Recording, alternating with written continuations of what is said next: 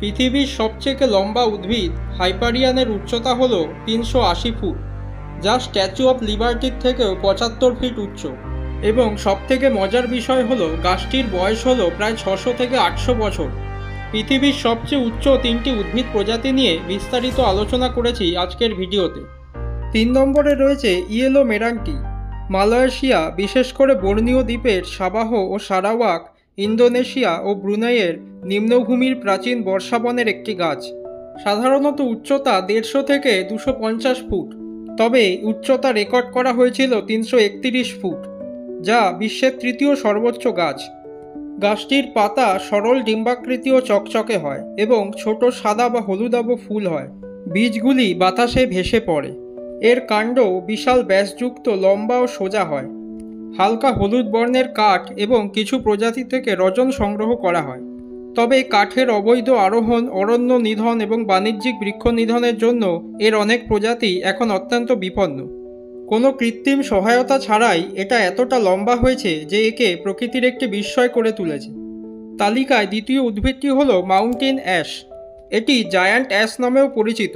এটির উৎপত্তিস্থল হল দক্ষিণ পূর্ব অস্ট্রেলিয়া, বিশেষ করে তাসমানিয়া ও ভিক্টোরিয়া। শীতল ও আর্দ্র জলবায়ু পছন্দ করে। উঁচু পার্বত্য অঞ্চল, নদীর পাড় ও উপত্যকা এলাকায় এরা ভালো জন্মায়। এর বৃদ্ধির হার সবচেয়ে বেশি। সর্বোচ্চ উচ্চতার গাছটি হল ৩৩০ ফুট, যা পৃথিবীর দ্বিতীয় সর্বোচ্চ গাছ। প্রায় ৪০০ থেকে ৫০০ বছর পর্যন্ত বেঁচে থাকতে পারে। পাতাগুলি সরু, লম্বা ও চিরসবুজ হয়। গাছের ছাল মসৃণ, কখনো ছড়ানো এবং নিচের অংশে কিছুটা মোটা ও খসখসে থাকে। সাদা রঙের ছোট ছোট ফুল হয় এবং ছোট ক্যাপসুল আকারের ফল হয়, যার ভেতরে বীজ থাকে। অনেক প্রজাতির পাখি, ছোট স্তন্যপায়ী প্রাণী আশ্রয় ও খাবারের জন্য এই গাছের উপর নির্ভরশীল। দাবানল হলে বা আগুন লাগলে খুব দ্রুত পুনর্জন্ম ঘটাতে সক্ষম। তালিকায় প্রথম উদ্ভিদটি হল কোস্ট রেডউড। উৎপত্তিস্থল হল ক্যালিফোর্নিয়া এবং যুক্তরাষ্ট্রের দক্ষিণ পশ্চিম ওরেগন। এটি একটি চিরসবুজ শঙ্কুজাতীয় বৃক্ষ। এটি বিশ্বের সর্বোচ্চ গাছের প্রজাতি এবং সবচেয়ে লম্বা গাছটি হল হাইপারিয়ান, যার উচ্চতা ৩৮০ ফুট। দ্রুত বর্ধনশীল একটি গাছ এবং প্রায় ১২০০ থেকে ২২০০ বছর পর্যন্ত বেঁচে থাকতে পারে। প্রশান্ত মহাসাগরীয় উপকূলের বনাঞ্চল, ঠান্ডা কুয়াশাচ্ছন্ন আর্দ্র জলবায়ুতে এটি জন্মায়। গাছটির বিশেষত্ব হল এটি কুয়াশা থেকেও জল শোষণ করতে পারে।